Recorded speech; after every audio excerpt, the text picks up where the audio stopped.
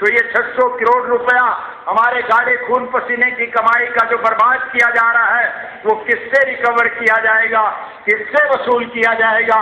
एक ऐसा मुख्यमंत्री कांग्रेस का पहले भी इस प्रदेश में रहा जो आज इस संसार में नहीं है, स्वर्गीय चौधरी बंसीलाल, जिसने SYL नहर को गोद बढ़ावा से खोदने का काम किया। हमने उस वक्त भी कहा था कि मुड से नहर खोदी जाती है और टेल से ड्रेनें खोदी जाती है, लेकिन अड़ियल मुख्यमंत्री ने इस बात को नहीं माना और उसका परिणाम ये निकलता है कि जब पंजाब में फ्लड आता है तो उस नहर में फ्लड का पानी डाल करके हरियाणा प्रदेश के लोगों को डुबो दिया जाता है। नग्गल विधानसभा क्षेत्र के कितने ही गांवों में पानी भर गया, उनकी फसलें बर्बाद हो गई।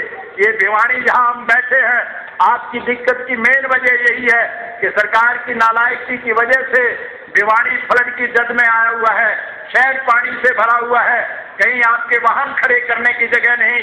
ये लोग इसलिए नहीं, बीच में जगह खाली है क्योंकि पानी से जमीन भरी हुई है, दलदल हो गई है, लेकिन ये सरकार के कानों पर जूं तक नहीं रहते। और सरकार, केंद्र की सरकार जो है, आज इस देश के लोगों को गुमराह करने का काम करते हैं। ये सत्ता के भूखे लोग हैं, सत्ता प्राप्ति के लिए किस हद तक जा सकते हैं, इसका जीता जागता सबूत आपने देखा होगा। पार्लियामेंट के अंदर विश्वास मत अर्जित करने के नाम पर करोड़ों रुपए में जनता के चुने हुए प्रतिनिधियों का ईमान खरीदा गया था। आज हिंदुस्तान विश्व के स्तर पर सबसे बड़ा प्रजातांत्रिक देश है और प्रजातांत्रिक देश का सबसे बड़ा मंदिर हिंदुस्तान की लोकसभा है। साथियों, आपने टेलीविजन में देखा होगा किस प्रकार से पार्लियामेंट के चुने हुए मेंबरों ने करोड़ों रुपए के नोटों के बंडल स्पीकर की मेज के ऊपर ले जाकर के रखे। इससे देश का कितना बड़ा अपमान हुआ होगा। और इस देश का प्रधानमंत्री नोटों के बलबूते पर, जहां प्रजातंत्र पर नोट तंत्र हावी हो गया, अपना विश्वास मत अर्जित करने के बाद जब पार्लियामेंट से बाहर निकलता है तो वी बना करके कहता है हमने विक्ट्री हासिल की है, जैसे ये किसी देश को फतह करके आए हैं।